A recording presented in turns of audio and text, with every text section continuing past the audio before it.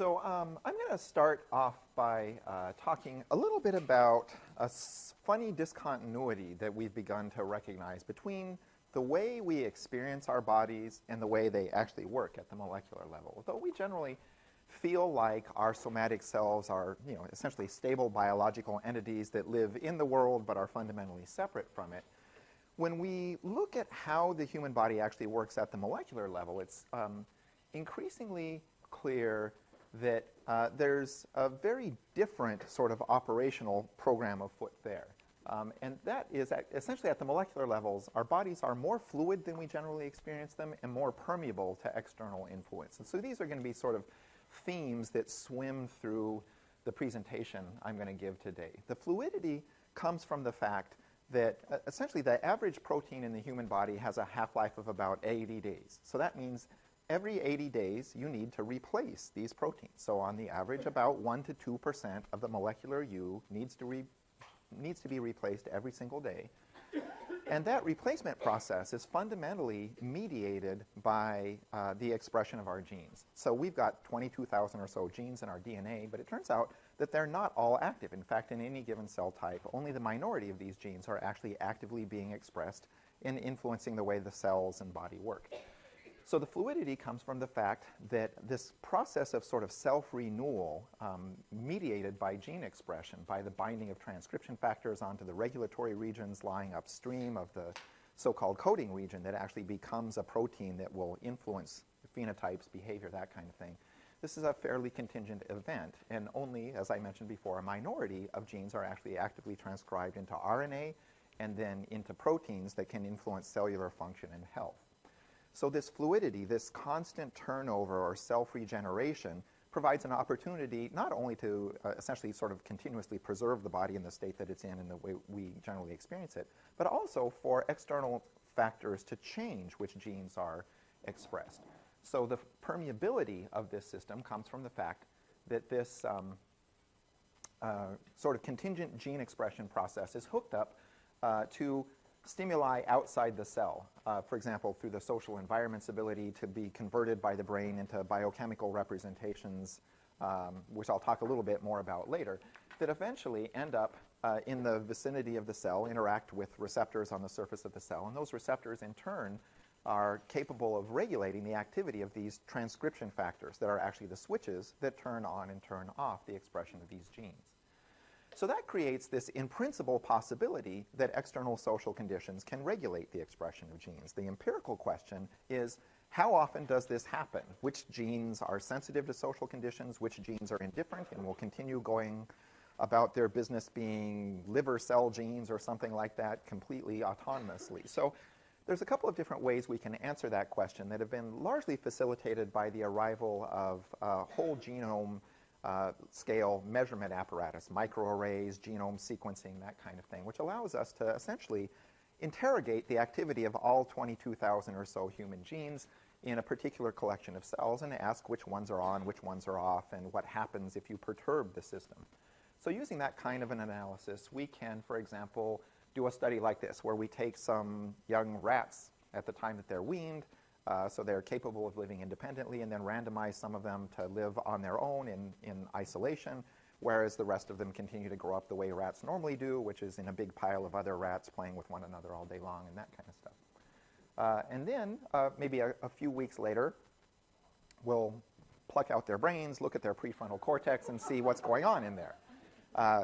Take these cells, ask which genes are turned on and which genes are turned off, and we find there's about 1,500 or so genes that are upregulated by more than 50% in the prefrontal cortices of these animals. This is a representation of those data in a so-called heat plot form. In heat plot, basically rows correspond to individuals, columns correspond to genes, and the cell defined by their intersection, to the extent that it's colored red, indicates high expression of that gene in that individual sample.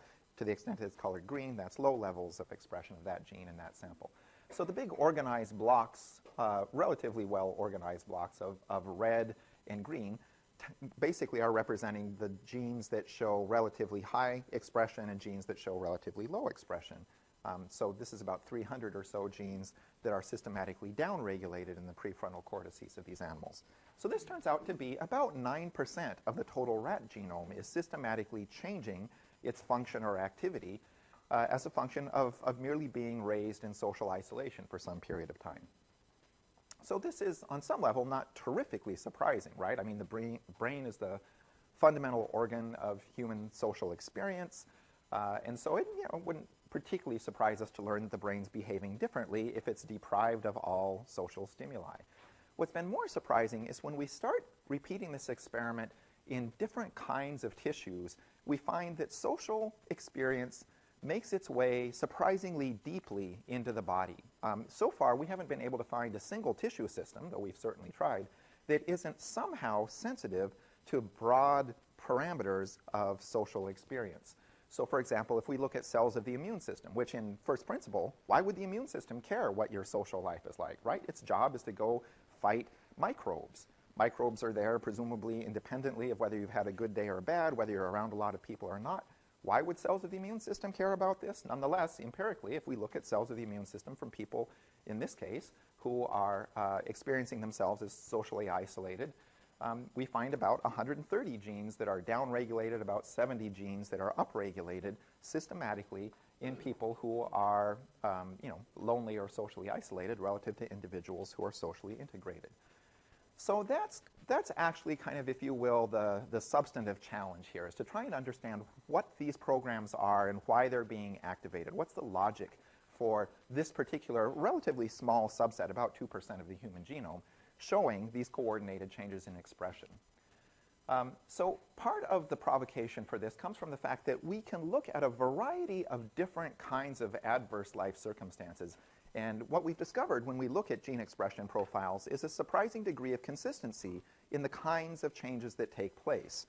And this led us to ask more about how social signals were basically getting transduced into changes in gene expression and what the commonalities among those diverse risk factors might be. If we're seeing similar kinds of genomic responses, how is that taking place? And the story that emerges is not terrifically surprising for people who've been doing work in experimental animal models of social behavior. Social processes basically get experienced by the brain and converted into biochemical representations. The brain's experience of the social world is a key driver of these dynamics. The way we can tell that is we can look at, for example, this study of lonely older adults and ask, how much of this effect is due to your objective degree of isolation? That is, we count the number of people you interact with on a regular basis, or your social network density, that kind of thing. And how much of it is due to your subjective sense, your experience of yourself as having people that you can turn to, for instance, when life throws you a challenge. It turns out it's that second category that has the biggest claim on gene expression. There's relatively little impact of the objective social environment on gene expression profiles. But this subjective sense that I've got people I can count on, I've got social support and a good network, or no, really, I'm all alone in the world, it's a tough place, it's me against the universe, that kind of psychology turns out to have a much bigger scope of impact on gene expression, at least in the context of a leukocyte. So these brain-mediated representations of the social environment essentially get converted into peripheral neurobiological signals of some sort or another. I'll talk about those again in a little bit more detail in a moment. And those then basically influence cells via these well-known receptor-mediated signaling pathways, and that ends up activating these transcription factors, which become the immediate proximal determinants of these changes in gene expression. So the reason that we can get all kinds of different social environments leading to similar genomic changes is presumably because the brain is experiencing them in some sense equivalently. Obviously, there's lots of variability in these different kinds of contexts, but to the extent that there's anything they share in common, such as a perceived threat or uncertainty, that creates the possibility of activating these relatively well-conserved transcription control pathways. So that's essentially what I'll mean by this process of social signal transduction, how we convert socio-environmental information into changes in gene expression. So this social signal transduction pathway basically, my research seeks to answer a few fairly simple questions about these kinds of dynamics. One, which particular genes are sensitive to social signals? As I described earlier, usually it's between 2 and 10% of genes that show meaningful differences in expression. 90% of genes plus actually don't care much about your social conditions at all. Is there any rhyme or reason to which genes do show changes in expression or activity? Yeah, it turns out there is. There's quite a lot of design logic to this. Which particular transcription control pathways are mediating these effects? So there's lots of transcription control pathways in the body, probably a couple thousand transcription factors, all told, available within the cell to change gene expression. Only a small minority of these are actually sensitive to social conditions. So which transcription factors are driving these dynamics? Are there genetic polymorphisms that might influence, if you will, people's genomic sensitivity to social conditions? And which particular cell types are housing these effects? That's going to give us a little bit more insight into the design logic for all of this. So first, I'll talk just really briefly in summary form about some of the themes that are emerging when we ask which genes are sensitive to these kinds of social influences. So for instance, if we look at these white blood cells and ask which genes, are there any commonalities in the genes, for example, that are upregulated or downregulated? One of the things we find is the upregulated genes tend to include those involved in innate responses against tissue damage and microbes, inflammation. Also genes involved in cell growth and differentiation, and some of the genes that actually encode the pathways of these transcription control systems themselves. So genes encoding transcription factors, receptors, kinases, and other kinds of molecules that are involved in transmitting, for example, hormone or neurotransmitter signals into changes in gene expression. In the downregulated gene list, though, we find a couple of other components of immune response. So although some elements of immune response, such as inflammation and essentially what is going to turn out to be T-cell activation, show upregulation in the context of adversity, also, though, some components show systematic downregulation. One of them, for example, is the production of one of the key antibodies that is useful in protecting you against viral infections in particular, as well as one of the key innate antiviral responses that your cells are capable of generating, so-called type 1 interferon responses, which are the cell's initial effort to trip up a virus once it's been infected.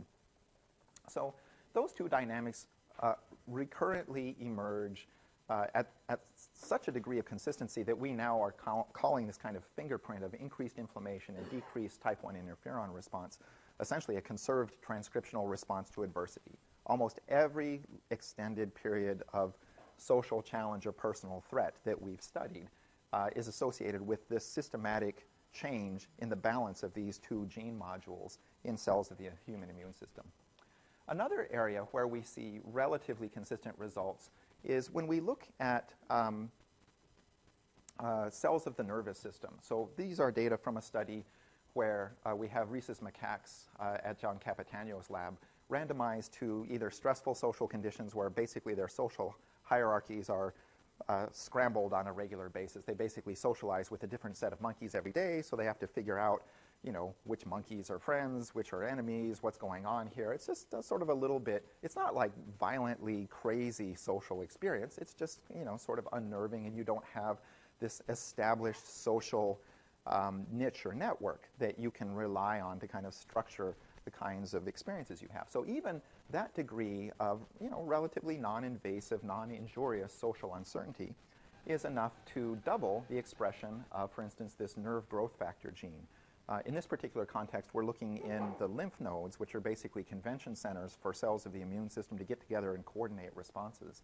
But the consequences of these things, given that nerve growth factor basically structures how much innervation is there, how big the pipeline from the brain and the nervous system is to the immune system, has the effect of basically changing, if you will, the gain parameter relating, brain and experience to what's going on in cells of the immune system. I'll come back to this a little bit more later, but that's another finding we tend to see in animals subject to extended periods of stress, upregulation of some of the genes that play a key role in mediating these neural pipelines. Again, in the brain, we also see big changes in gene expression. Characterizing these has been a little bit harder because we were unfortunate to do this in the context of rats, which have much more poorly annotated genomes than humans or mice do.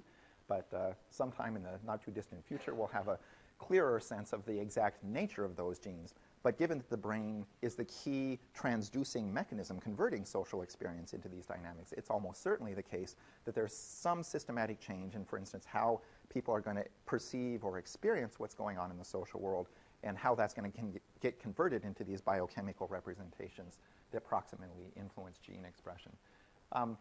Michael Meany's group has done similar kinds of studies where they manipulated mice, the early social experience of, are these? I think he did rats, now that I think about it. In any case, he manipulated early social experience and found over 900 genes that showed changes in expression as a function of maternal care dynamics in this particular experiment. So there's very large-scale changes in the activity of the genome in the places that count for making this social signal transduction system work.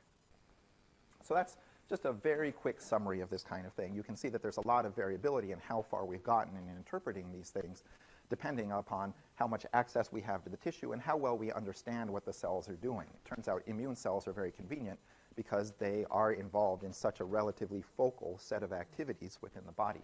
The brain is a lot more complex and has been a little bit more of a tough nut to crack.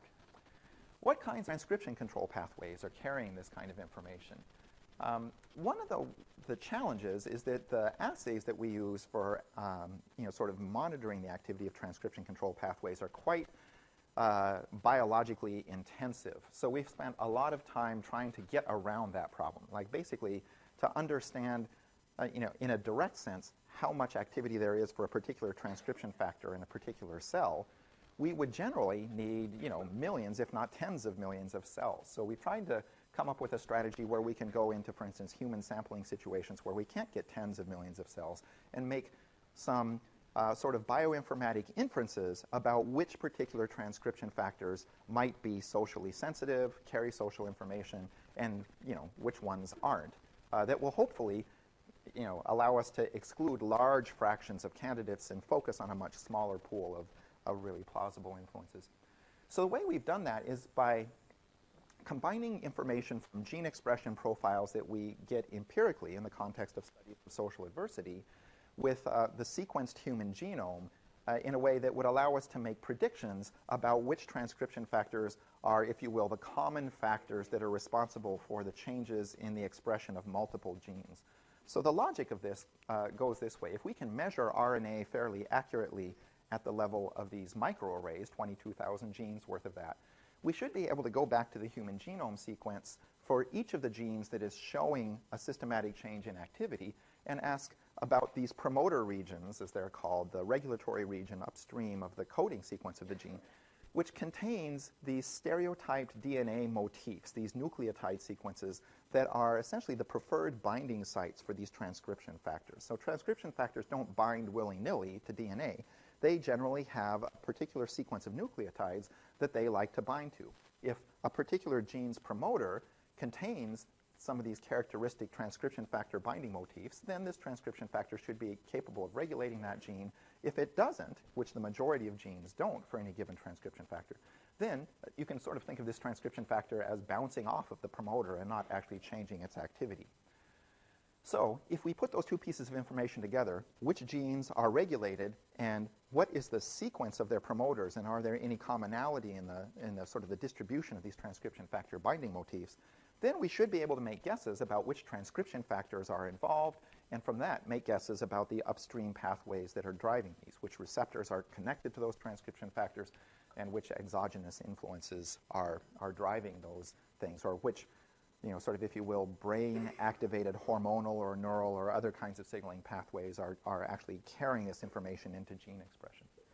So that's essentially the logic of this analysis. We've got these receptor systems like that one at the surface of the cell being activated by some kind of a ligand, a neurotransmitter, a glucocorticoid, something like that, and getting converted into the activation of transcription factors, such as, in this particular example, maybe NF-kappa B.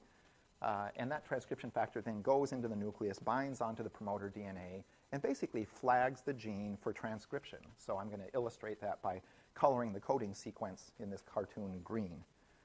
So this is essentially a directed flow of information from outside the cell, from essentially the environment being converted by the brain into changes in transcription factor activity, that allowing, in the presence of the proper promoter sequence, the activation of this gene's expression. So if this is a directed flow of information, we should be able to reverse it, right? We should be able to start with gene expression, which we can measure really well. The rest of this stuff is rough to measure, as I mentioned before. But we should be able to take gene expression and, through the sequenced human genome or the mouse genome or the rat genome, go back to the promoters and say which motifs are shared in common by lots of genes that are upregulated, and from that make this kind of inference about this transcription factor being involved in carrying that kind of environment's influence. Now, the problem is that most promoters have lots of DNA motifs for transcription factors, anywhere between 3 and maybe 15, depending on how lucky you are. So this is where genomics suddenly becomes a great advantage, because although I can't tell very much from any one promoter, in other words, if I move backwards from this gene's expression to its promoter sequence and I find these 3 transcription factor motifs there, I'm not sure which of these transcription factors is responsible for carrying this environment's information. But if I've got hundreds or thousands of genes that are showing differences in expression, then I should be able to do some kind of, sort of statistical analysis of this kind of relationship. In other words, I should be able to say, okay, I've got a bunch of genes that are upregulated in this adverse social environment, a bunch that aren't upregulated. What's the difference in the promoter motifs for the genes that are upregulated versus the genes that aren't upregulated? So when we do that, we compare those. In this cartoon version, there's one particular transcription factor, the red cross transcription factor, that is far more prevalent in the promoters of genes that are upregulated than in the promoters of genes that aren't. So from that, I can make a guess that this transcription factor is involved, and then I can take the 1 million cells or so that I can muster and go back and do a targeted confirmatory study of just that transcription factor. And that actually has worked out fairly well. So for what we learn in cells of the immune system, for example, is that among the genes that are upregulated in people confronting adversity, for instance, these lonely individuals, we find a substantial overrepresentation of DNA binding motifs for the transcription factor NF-kappa B. And among the genes that are downregulated, we find a substantial overrepresentation of motifs that would allow the glucocorticoid receptor to bind to that. So I'll talk a little bit more about the significance of these dynamics in a minute, but the glucocorticoid receptor and NF-kappa B are sort of, if you will, major antagonists in terms of gene expression. And so if you're getting one activated, it's likely happening at basically at the expense of the other. And that seems to be what's happening, is actually the glucocorticoid receptor is for some reason being desensitized in people that confront long-term stress. And that allows this, its antagonist, NF-kappa B, to show basically more activity in upregulating gene expression. Now, these dynamics are not the only thing going on. Some other recurrent themes we see across lots of studies of adversity is that the transcription factors, such as interferon response factors, that are responsible for mounting those innate antiviral responses are also strongly inhibited. A number of other transcription factors that I won't kind of go into, basically to keep us on time track here. And there are, of course, lots of other transcription factors that are playing a role in the upregulated genes, including some that are well known to mediate the effects of stress biology on gene expression. So, for instance, the CREB-ATF family of transcription factors is one of the major mediators of beta-adrenergic signaling from the sympathetic nervous system and its role in controlling gene expression. So that's sort of a kind of a quick tour about how we make inferences about these pathways. Rarely can we study it in the kind of detail and with the perfect dissection that we like, but there's all kinds of ways of taking partial information at different stages of this system and sort of crossing it to come up with plausible candidates that we can then focus on, so that we go from a search space of 2,000 potential candidate transcription factors in the system as a whole down to maybe 2 to 20 of these things. Just essentially by being as sort of comprehensive as possible in mapping the total system of information flow through these sort of environment, brain, cell dynamics. Okay, so can we take that information, for example, and use it to make guesses about what kinds of genetic characteristics might render individuals more or less vulnerable to these kinds of social influences? It turns out we can. So how would that work in this system? Well, one place where DNA sequence matters a lot is in these promoters. Remember, if you've got the right DNA sequence, the transcription factor that is, in some sense, representing social environmental conditions can bind to that promoter and activate that gene. If you don't have the right promoter sequence there, if the motif that this transcription factor would like to see isn't there, but then again, as I kind of described before, this transcription factor is just going to bounce off. It's not going to engage the DNA. It's not going to activate gene expression. So this is one place where individual differences in genetic characteristics might well matter a lot. If I've got a G here, and this transcription factor wants to see a G, then my genome is particularly sensitive to this kind of pathway right here. If you've got a C there, your system may not be particularly, this gene may in some sense be decoupled from this activating signaling pathway here. So are there examples of how this actually works? If, for example, we can't get the transcription factor on there, then we're basically not going to get any of the rest of this system. We're not going to get the DNA converted to RNA and then into protein and phenotypes. So here's an example of this kind of thing where this all actually worked out pretty well. Now this is going to be an unusually successful story. I'll tell you later why it's unusually successful, but for the moment, this is mostly sort of an illustrative example of the idea that these kinds of predictions can come true under the right circumstances. So in this system, we actually first took information about which transcription factors might be activated in the context of social adversity. And one of the transcription factors that I listed up there but didn't talk much about is a family of factors called GATA factors. There's actually 6 of them, 6 different GATA proteins, GATA, because they like to bind to this nucleotide motif, GATA, with a few extra nucleotides on either side. So if we then take that information that GATA factors are one of the biochemical representations within the cell of social adversity outside the body and experienced in the brain, then we should be able to go through the whole human genome, or actually just the subset that's actually promoters of genes, and say which genes in principle should be regulated by GATA factors, right? We should be able to go through 22,000 genes and say, hey, most of these things don't have GATA binding motifs in their promoters, so most of these genes we predict are going to be insensitive to this kind of social influence. The subset that we predict would be sensitive, that's a potential sensitivity, okay? It doesn't actually mean this is going to be realized unless the individual is, confronting adverse circumstances to activate these GATA family transcription factors. So we basically went through all human genes and came up with a list of genes that had the property that the promoter contains a GATA binding sequence. But if we look at the database of known polymorphisms in the human genome, we might find that some people have a variant that would basically cause a change in the GATA factor's activity. So for instance, in this scenario, people who have the so-called ancestral version of the IL-6 promoter have a G at this particular position, basically 174 base pairs or so upstream of the IL-6 transcription start site. About 20% of people of European ancestry have a C there at this position instead of a G. So the people that have this sequence here, the GATA transcription factor loves binding to that sequence. On a 0 to 1 metric, it's got basically a 0.94 sort of recognition or affinity score. If we simply substitute a C there and then run our bioinformatic predictions, we find that basically the score that comes out is well below the level that would normally actually facilitate binding under biological circumstances in vivo. So what we're doing is, as a function of that one particular nucleotide, the bioinformatics are making a prediction that for this G carrying sequence, the GATA system can talk to this promoter. For those carrying the same promoter but with just a C nucleotide there instead of the G, this promoter won't, in some sense, hear that signal represented by GATA transcription factor activity.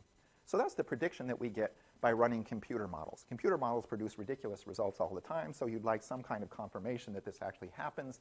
So we can go to cell systems and try and test this under well-controlled, sort of in vitro circumstances, and then if it still looks like a valid result, we can move then to the more complex world of sort of real human beings confronting adversity and having IL-6. But for the moment, let's see what happens when we do this in a cellular environment. So we just get some cells, put them in a tissue culture dish, and we throw at these cells some kind of biochemical representation of stress. The one that we use most often is norepinephrine, which is the chief neurotransmitter released by the sympathetic nervous system neurotransmitters, released by the sympathetic nervous system in the environments where these cells are doing their work. So if you've got the so-called wild type or ancestral version, the G version of the IL-6 promoter, and you throw this kind of stress biochemistry at the cell, it will upregulate activity of the IL-6 gene, transcriptional activity of the gene, by about 9 to 10-fold on the average. If you are carrying a C allele there instead of the G allele, you'll get much less activation, maybe 2 to 3-fold or something like that. So it doesn't mean that the IL-6 gene is totally insensitive. It's just much less responsive to this kind of adversity that comes to be represented as transcription factor activity, at least in a test tube. Does this make a difference in the real world? Well, in the case of IL-6, it does. So we didn't pick IL-6 at random. IL-6, as you guys probably are well aware, is a usual favorite of immunologists because it's unusually influential in terms of health outcomes. Most of our 22,000 genes, if you knocked them out, our bodies almost wouldn't notice the difference. There's a very small number of genes that have any kind of, sort of, if you will, substantial influence on health outcomes, sort of individually. That is, not as part of some ensemble of genes. But IL-6 is actually one of the few that is relatively influential on its own. So when we asked about this kind of dynamic, we asked first, let's try and find some model of general adversity, some indicator of adversity of lots of different types. Because as I described earlier, lots of different types of adversity are capable of causing the same genomic changes. So what we did is we looked for measures, symptoms essentially of depression, which is what happens when people confront substantial adversity for very long periods of time. We did a number of analyses to rule out the possibility that genetic polymorphisms influence an individual's proclivity to become depressed. That wasn't the case. So basically the story is most of depressive symptoms come from the environment as processed through the brain, not predominantly from the genes you carry. So we're going to take depression as sort of a proxy for confronting some kind of severe, overwhelming life circumstance that we, sort of theorize would also generate lots of norepinephrine signaling in the body. And then we're going to look at mortality rates in individuals in the MacArthur study of healthy aging, where folks were recruited at 70 years of age, followed for about 20 years or so since the cohort's inception. So we've got, actually, because of that focus, a fairly sort of dense amount of information about mortality rates, just because, that's when people generally tend to die. So we can look at whether depression is associated with accelerated mortality, which for people carrying the G version of the IL-6 allele, that is. In other words, if you're carrying the norepinephrine/GATA-sensitive version of IL-6, you get substantial accelerations in mortality for individuals who are depressed, just as this system would predict. If you're carrying the relatively insensitive C allele on both of your IL-6 genes, or if even just one gene sort of is relatively insensitive to that dynamic, there's no appreciable acceleration in mortality rates for individuals who are depressed. So this is all consistent with that theory. It's not, this is an observational correlational study. It's not decisive, but it's exactly what we would expect to see if this system were really working the way I described earlier. In other words, if this C allele protected people from the effects of the adverse environments that depressive symptoms are kind of a proxy for. If that were the case, that's exactly the profile we would expect to see. Now, the reason IL-6 makes a big difference is because it plays a major role in sort of fertilizing a variety of different kinds of disease processes that kill people in old age. These are things like neurodegenerative diseases, cardiovascular diseases. Many types of cancer are sensitive to IL-6 signaling. So it's unusually influential.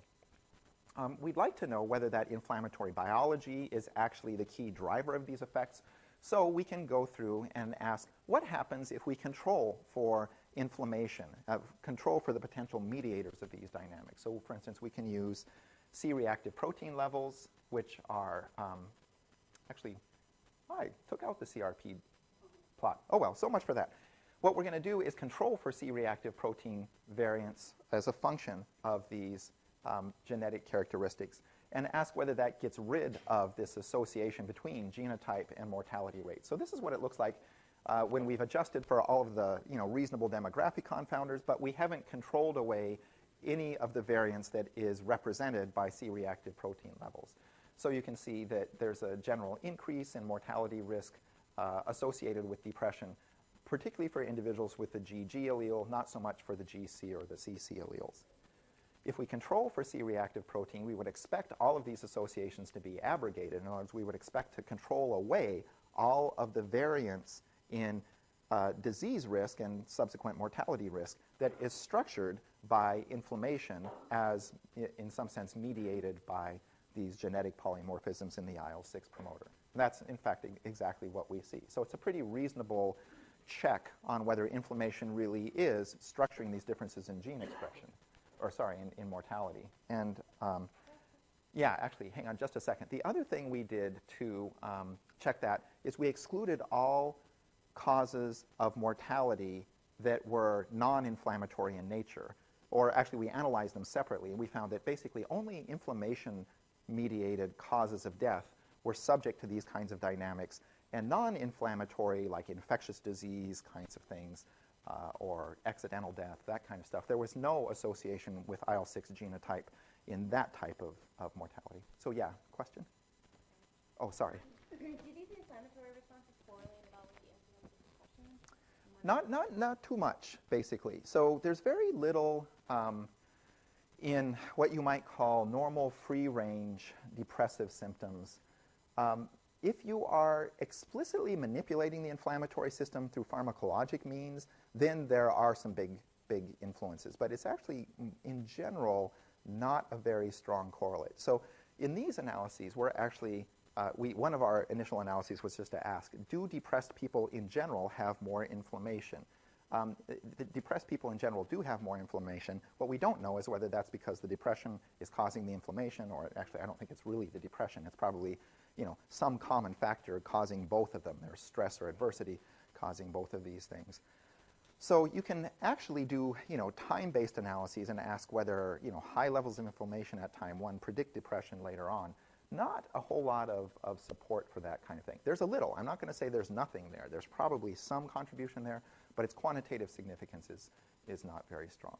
But it's absolutely the case that that's exactly the kind of convoluted causal reasoning we need to deal with in the human epidemiology studies, and why we don't just draw conclusions from the observational human studies.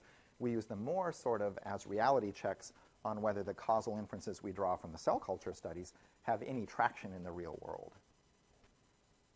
And why we love monkey studies, where we can, kind of orthogonalize the social world from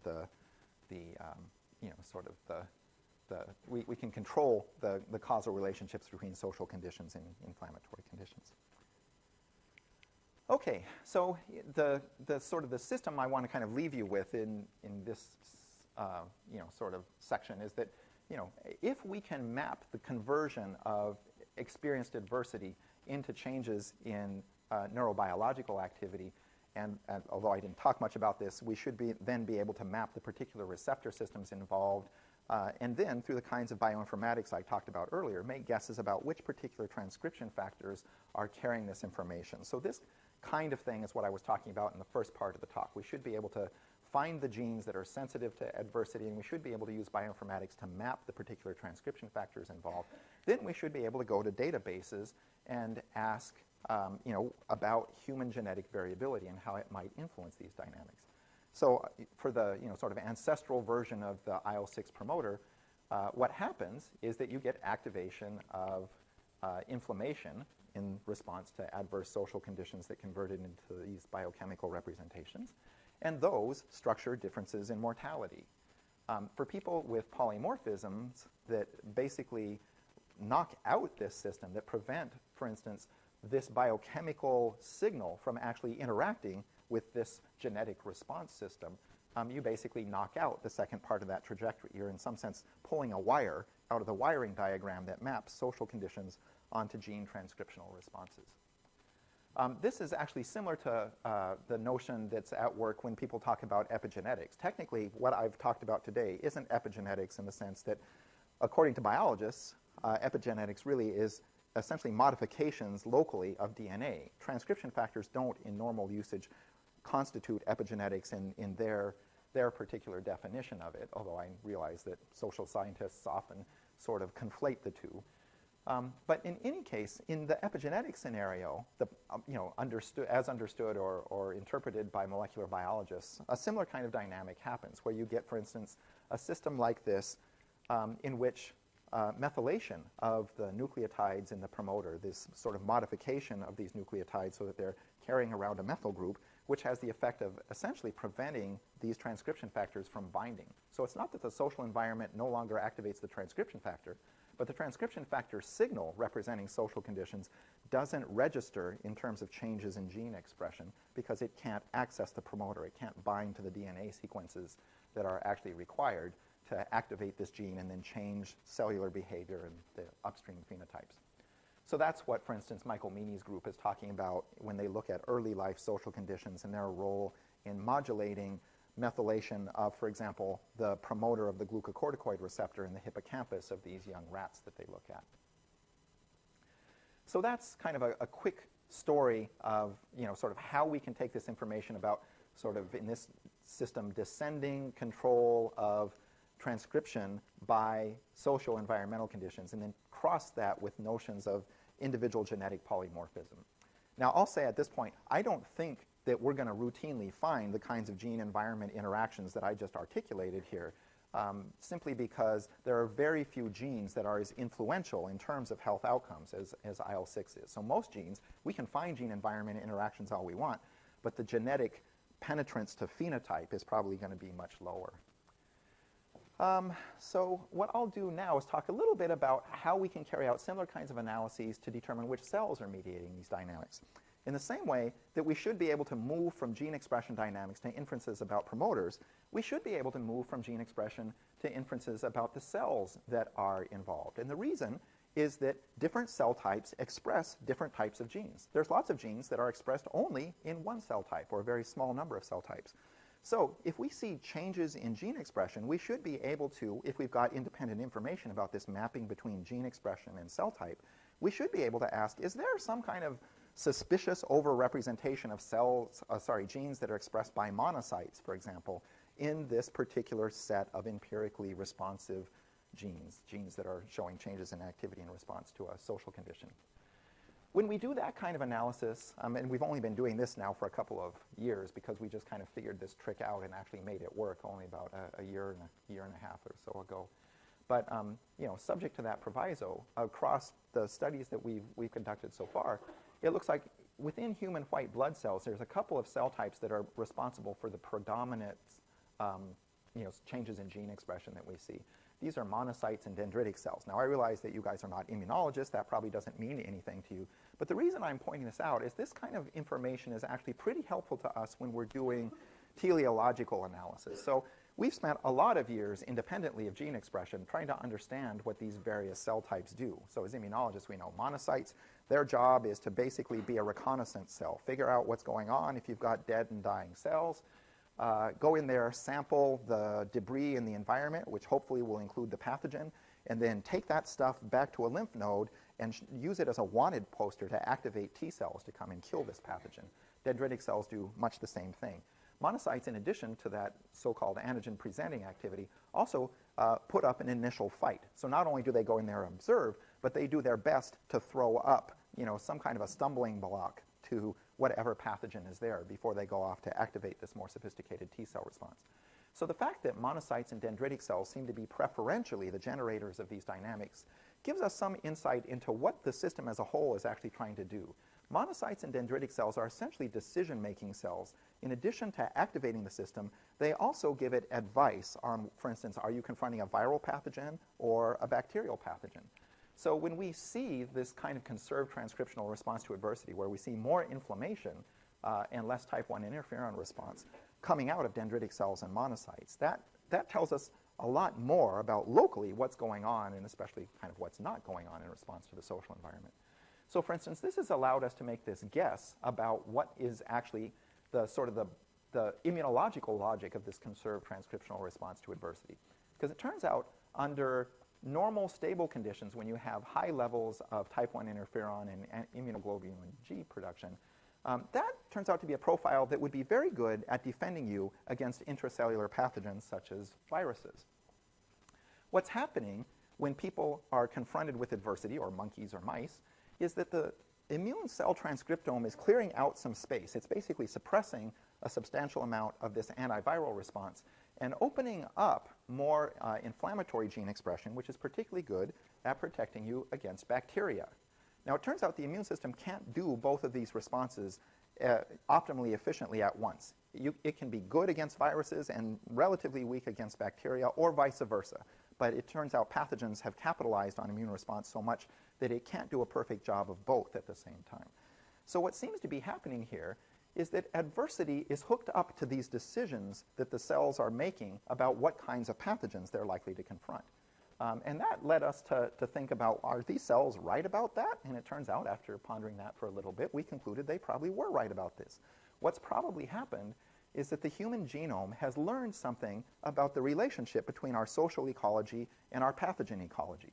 They are correlated to some degree, and an immune system that is going to get natural selection points for making predictions about what kinds of pathogens it's likely to confront is actually going to do better than an immune system that just sits there passively reacting to whatever pathogens are actually already here. To the extent that it can anticipate them, it has a better job of shutting them down. So why does this all work? Well, under affine social conditions, close social contact, viral transmission is exceedingly efficient.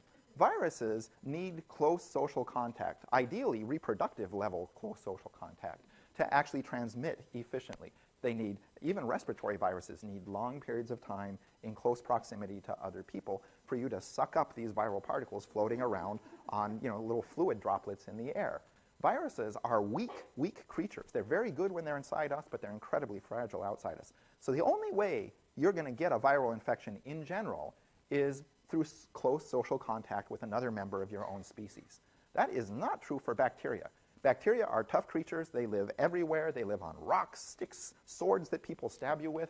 So swords people stab you with, basically, is a completely different social scenario, right? I mean, if you're feeling comfortable and relaxed in your environment, the likelihood someone's going to stab you with a sword is pretty low. So, probably, for long periods of time, your system can go, okay, I'm in close, positive, supportive social conditions. Viral infections are a big problem here. I'm going to throw up a good defense against them and drop my defense against bacteria. On the other hand, if I'm feeling threatened, basically my sympathetic nervous system starts firing like crazy. If, evolution takes a chance on hooking that up to gene expression profiles in immune cells, I'm probably better off in terms of getting a head start on a bacterial infection I'll get from being smitten with somebody's sword. Same thing pertains in the absence of any social contact at all. Human beings are uniquely social. We made a huge bet on sociality a long time ago, and it's worked really well for us. But a lone human being is basically lunch. We're not strong, we're not big, we're not that fast, we're not tough at all. I mean, we're pretty juicy. So the notion that a lone human being should be running the same kind of anti-pathogen response that it does when it's in a group, on some level, when you think about it, actually is probably worth trying, again, in this kind of evolutionary sense, to throw up a different kind of innate, sort of, if you will, basal default response to infection. So this kind of injury you would get as a lone human being being bitten by a saber-toothed tiger or something like that. Saber-toothed tiger, you're not going to catch a saber-toothed tiger virus because basically your cells are so different from the saber-toothed tiger that viruses that can live in the saber-toothed tiger really can't live in your cells and vice versa. On the other hand, bacteria that live in the saber-toothed tiger will colonize you just perfectly fine. So there is, it turns out, probably some reasonable logic underlying this whole thing. There's probably two different kind of, if you will, social genomic programs in human cells. One that we call the integrated mode, which is probably the one we live in by default, that assumes that we're around other human beings and that one of our most significant threats are the kinds of microbes, that is viruses, that come with close social contact, in which case the genome is throwing up a relatively strong response to those. On the other hand, in the autonomous mode or the sort of hostility mode, worrying about viruses, you're not going to be spending a lot of time in close proximity to people under these scenarios. Either they're not there or they are there and they're going to spend time with you only long enough to try and kill you.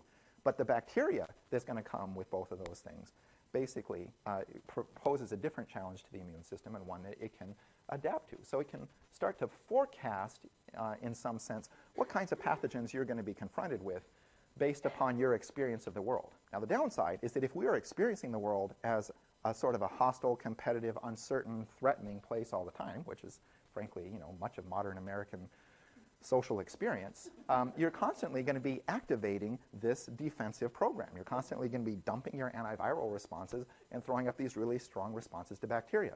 Sadly, we can cure you of bacterial infections these days. We've got great antibiotics. We can't cure people very well of most viral infections.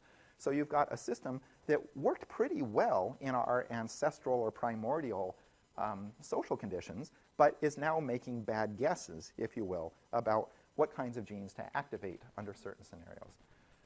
I'm, in the interest of time, going to skip a couple of these other things here and just talk about one of the things that I think is an important take-home point, especially for those of you who are interested in the individual development and the trajectory of human lives. So the stuff that I just skipped over there basically was an illustration that one of the consequences of these changes in gene expression that happen with adversity, as I described a little bit earlier, involves sort of the elaboration and densification of the nerve networks that connect essentially our brains to the rest of our bodies. So what you have in individuals, this is from a randomized monkey study, so we're pretty confident in the causal relationships here. We've actually done it 3 times, works like a charm every single time. Stress monkeys for a long period of time, and they will start to grow more nerve fibers to various organs in their body. The basic neuron is still there. What's happening is it's arborizing. It's growing more fibers out. It's basically creating more output from the same number of nerve fibers. That's happening, as I described earlier, because there's increased nerve growth factor expression, probably a couple of other genes involved as well. So what's happening is you've got social factors basically driving this change in gene expression. The human genome seems to be programmed to produce a nerve growth factor response. That has the effect, though, of not just impacting phenotypes. The thing I skipped over was, it's going to make you more vulnerable to viral infections because this type 1 interferon response is not going to protect you.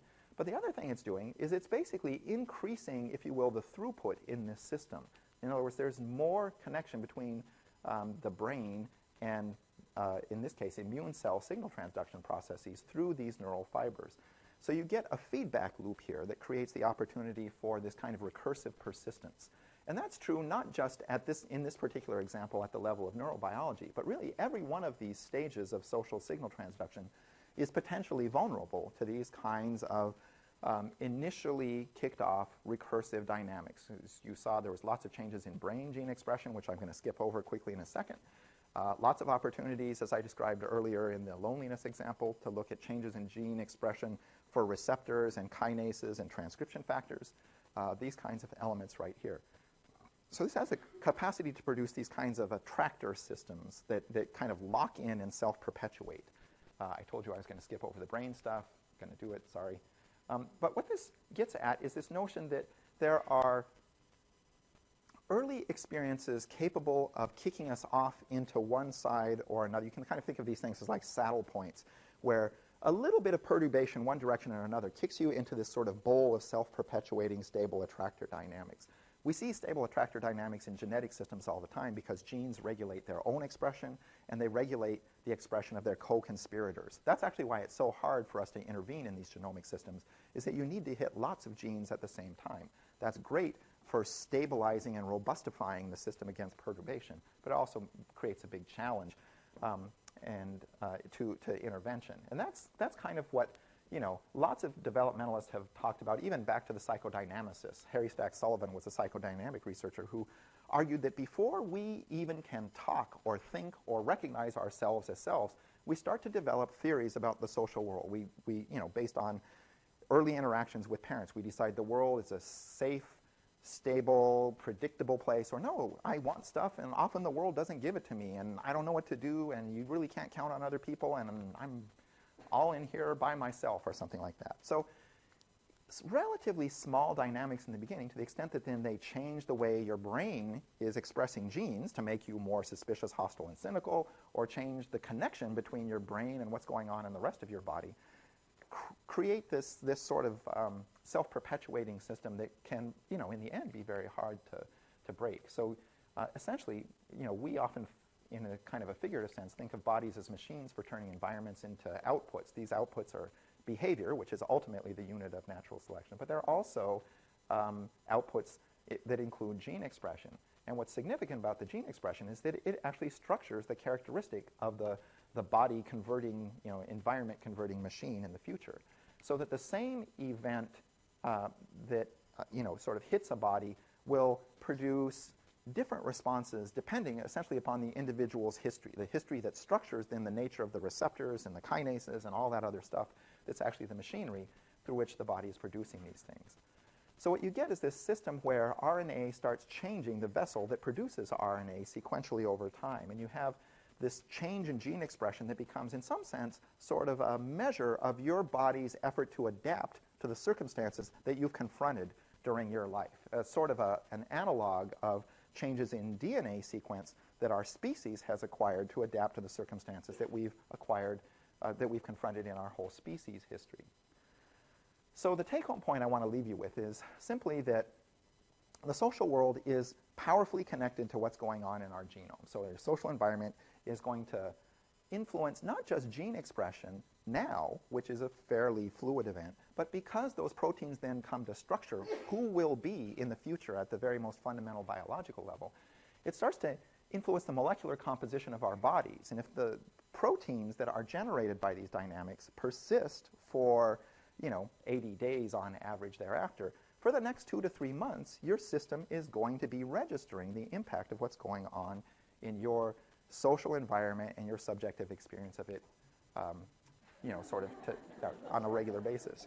So the take-home point, though, I mean, on some level, this is terrifying, right? I'm wandering around, bad stuff happens to me. Oh, no, my molecules are going crazy, right? But on another level, it's a great opportunity because it means we actually can make conscious decisions to control what's going on at the molecular biological level. We don't know we're doing it. We maybe can't even feel its impact, but on some level, to the extent that we have choices about the lives that we lead, the circumstances that we choose to participate in, the people we spend time with, that really does have a measurable influence on the molecular underpinnings of health and well-being.